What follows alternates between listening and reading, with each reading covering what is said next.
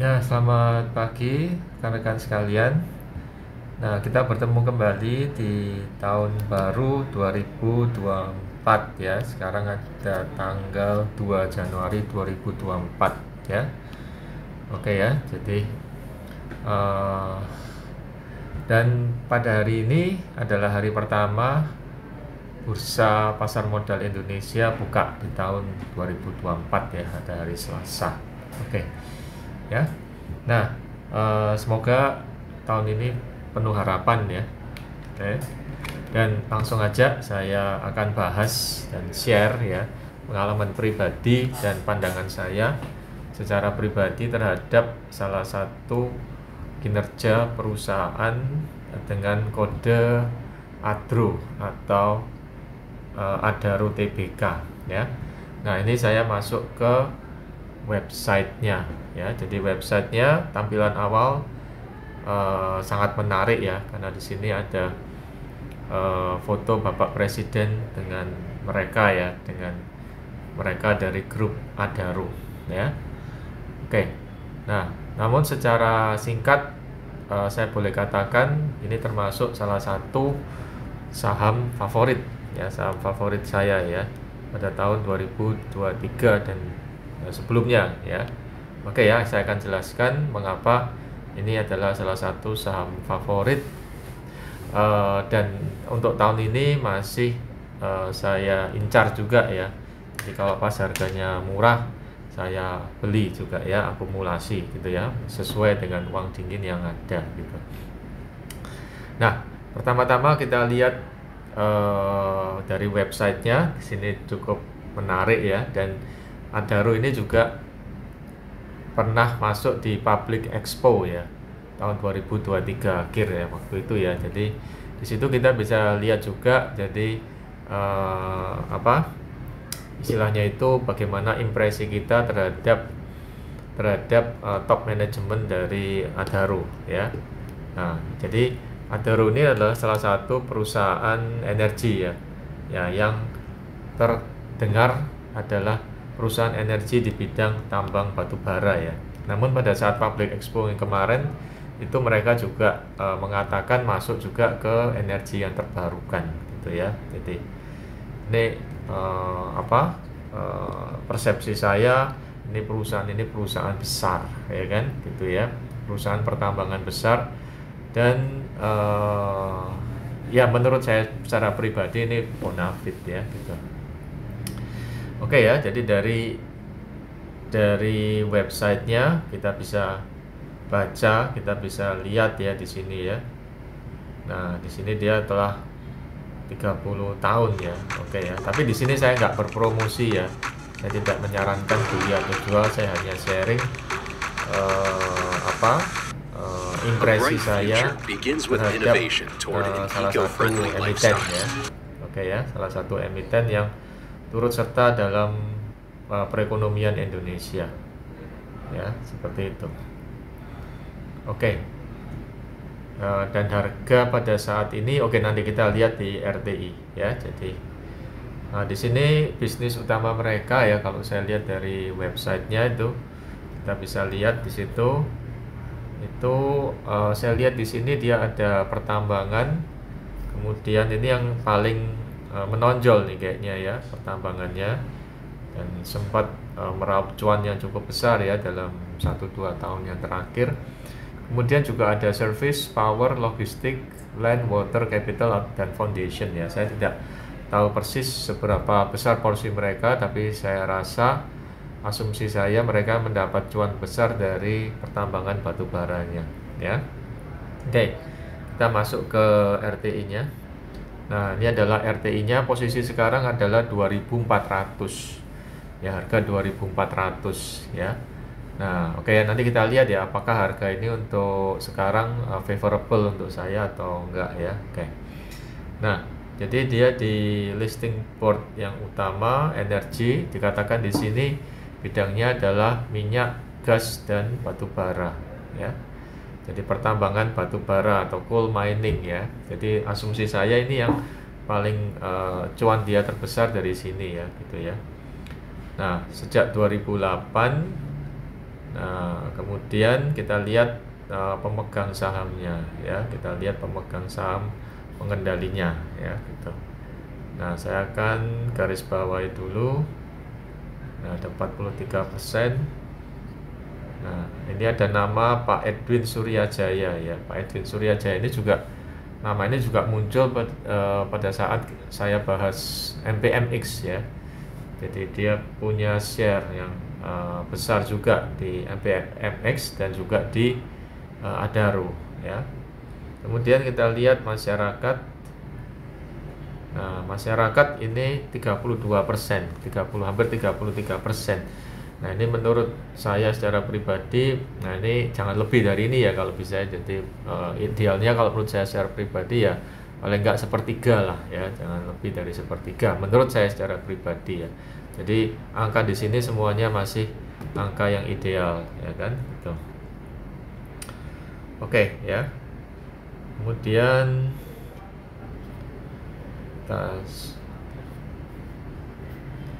ya. Nah, oke ya. Jadi kita lihat sebentar profilnya Pak Edwin sebagai preskom di MPMX dan juga di Adaro ya. Oke ya. Jadi seorang konglomerat ya kayaknya ya. Oke ya, saya nggak tahu persis ya, tapi ini berkaitan dengan keluarga Suryajaya. Oke ya. Oke, kita masuk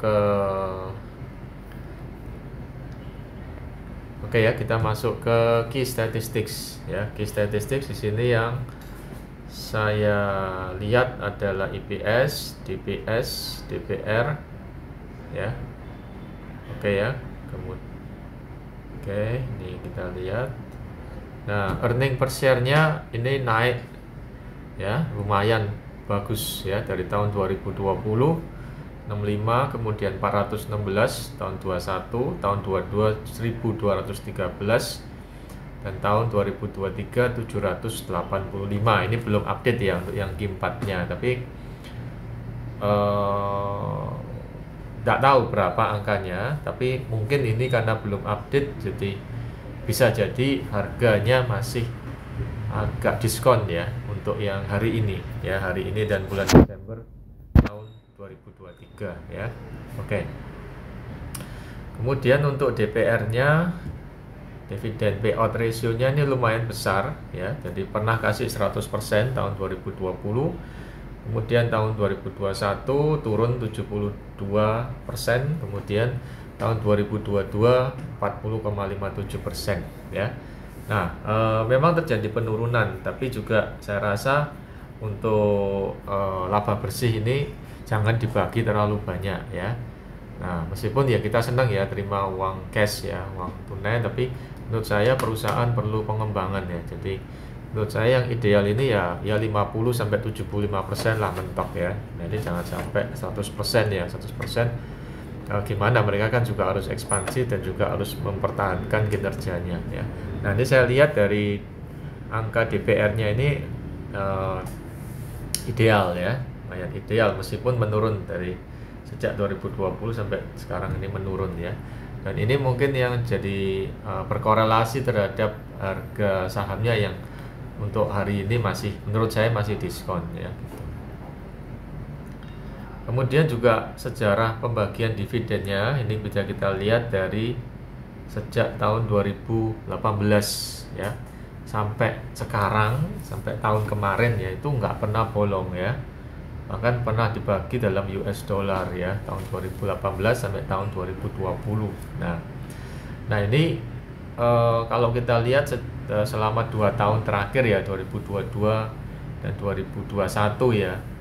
Nah, ini kita bisa lihat kalau kita jumlah 160 tambah 141 sekitar 300 ya, 300. Kemudian tahun 2022 berapa? 500 ya, 300 dan 500 dan 500. Nah, ini kalau kita secara kasar kita lihat dengan harga sekarang ya. Nah, itu masih di atas 10% ya. Oke ya. Nah, tapi nanti akan kita lihat lebih detail di apa kronologis pembagian dividennya gitu ya. Oke, kita scroll ke bawah dulu.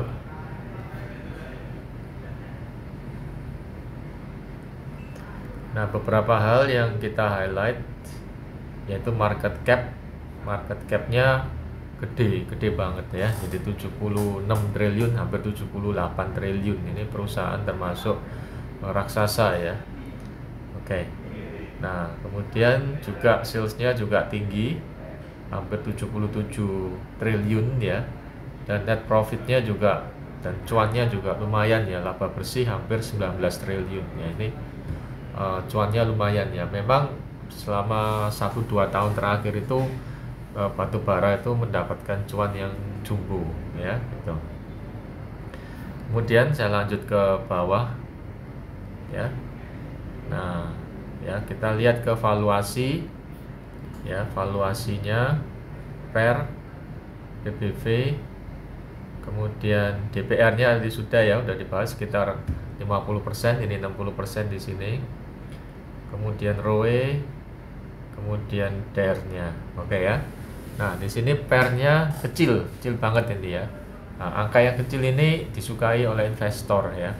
Jadi PER yang di bawah 10 itu disukai. Kemudian juga PBV-nya masih harga diskon ya, 2410. Ini real time ya.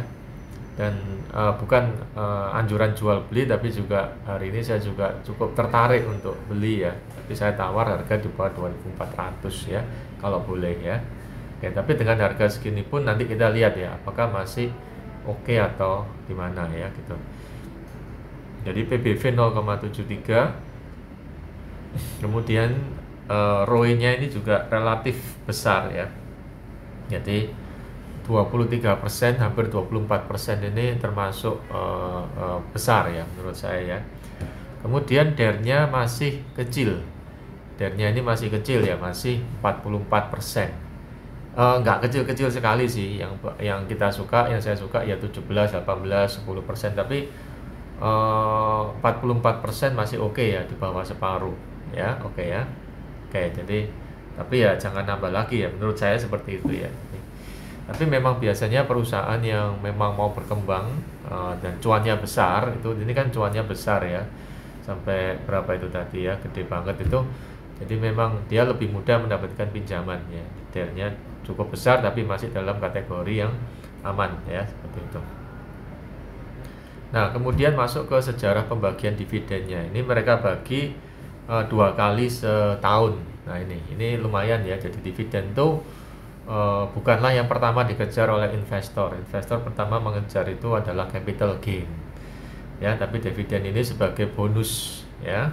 Nah, jadi bonus ya. Tapi kalau bonusnya itu juga lumayan, melebihi bunga bank sekarang 5-6% ya, maka dividen ya bisa jadi obat ya. Dan tiap kali pembagian dividen itu biasanya harga sahamnya itu naik ya, seperti itu. Nah, di sini mereka bagi sebelumnya bulan 5, bulan 1, jadi kurang lebihnya ini pertengahan dan akhir tahun ya kan. Nah, ini ya sejak 2019 tidak pernah bolong ya, selalu bagi ya, seperti itu. Jadi dividennya lumayan. Ini kalau saya hitung selama 2 tahun terakhir ini sekitar 8-9% ya. Oke, sekitar 8-9% ya untuk Adaro ya. Oke ya. Jadi ya mendekati 9%. Nah, lumayan ya sebagai bonus ya, apalagi dibagi 2 kali per tahun ya. Dan apabila kita pengen misalnya ambil kata pengen jual ya, itu kita bisa jual mendekati harga mendekati saat pembagian dividennya atau saat come date-nya ya. Biasanya harganya akan lebih tinggi ya, seperti itu. Dan dividen ini saya anggap ini yang penyegar ya, penyegar pasar modal ya. Jadi artinya perusahaan mau membagikan labanya untuk pemegang saham ya. Dan tadi jumlah pemegang saham masyarakatnya 32% ya, itu masih oke lah jumlahnya ya, nggak terlalu gede ya porsinya menurut saya secara pribadi. Oke, kemudian kita masuk ke berita-berita. Nah, di sini saya tidak terlalu memperhatikan ya berita-berita, tetapi sejauh ini ya semua beritanya adalah oke-oke saja, dan tadi saya lihat di websitenya memang ada pembangunan yang cukup baik ya, kerjasama dengan pembicaraan dengan pemerintah dan sebagainya, tentang kerjasama dengan Adaro dengan pemerintah untuk dalam bidang energi untuk Indonesia ya gitu. Dan memang menurut saya secara pribadi prospek energi untuk tahun 2024 ini masih bagus ya, paling enggak sampai setengah tahun ini masih bagus, bahkan mungkin bisa sampai akhir tahun prospek energi, emiten energi secara general untuk Indonesia masih bagus. Nah, Adaro ini adalah salah satu pemain besarnya ya, yang bermain di sektor energi ya, nah, terutama untuk batu bara, dan mereka juga tertulis juga gas sama coal ya, gas sama oil ya, cuman saya nggak tahu berapa porsinya ya. Oke ya, tapi yang gede adalah di batu baranya gitu. Kemudian dari laporan laba ruginya, nah ini net profit marginnya cenderung turun yang terakhir ya. Nah ini mungkin yang menyebabkan harga masih diskon. Kemudian dari ekuitas, ini yang saya suka ya, jadi ekuitasnya ini meningkat ya selama sejak tahun 2019, sejak tahun 2020 ini naik ya, naik terus ya, ini ekuitasnya naik ya. Nah ini ya, nah ini yang indikator yang bagus ya, ekuitas yang terus meningkat. Kemudian utang yang berkurang ya, DER-nya juga turun, ini menurut saya ini bagus ya. Kemudian tadi ada yang terlewatkan, yaitu cadangan cash flow mereka itu juga untuk posisi hari ini cukup baik ya, ini cadangan. Nah ini ya, jadi cash flow, nah ini lumayan besar ya, sampai 12,35 triliun ya pada posisi hari ini ya gitu. Kemudian dari price performance ini juga 1 tahun dan 3 tahun ini warnanya hijau ya. Oke ya, tapi saya nggak terlalu memperhatikan ini ya, saya juga nggak terlalu ini ya, ini oke ya. Yang kita masuk kepada bagian yang paling penting di sini adalah harga. Nah ini harga ini penting ya, jadi dengan harga yang sekarang ya, harga 2.400 ya, kalau kita lihat dan ini terus naik ya untuk hari ini ya, tanggal 2 Januari 2024. Kemarin saya beli bulan Desember akhir tuh 2.380 ya. Nah ini ya, jadi teman-teman bisa lihat ya, kemarin saya beli 2.380 ya, ya sesuai dengan uang dingin yang dipunyai ya, belinya sedikit-sedikit banget ya. Nah namun saya sudah pegang ini paling enggak tahun 2023. Sebelumnya kalau nggak salah saya juga sudah jual sama beli ya. Itu waktu itu sempat beli harga 3.500, tapi juga sempat beli harga sekitar 2.000-an. Nah, jadi menurut ingatan saya ya, selama saya jual beli ini saham ini selalu dalam posisi yang selalu dalam posisi profit. Jadi floating profit ya. Jadi saya seingat saya nggak pernah beli pada saat dia rugi ya. Saya selalu beli pada saat murah ya, kemudian saya jual pada saat dia tinggi ya. Nah harusnya sih juga tidak seperti begitu ya kalau sebagai investor ya, tapi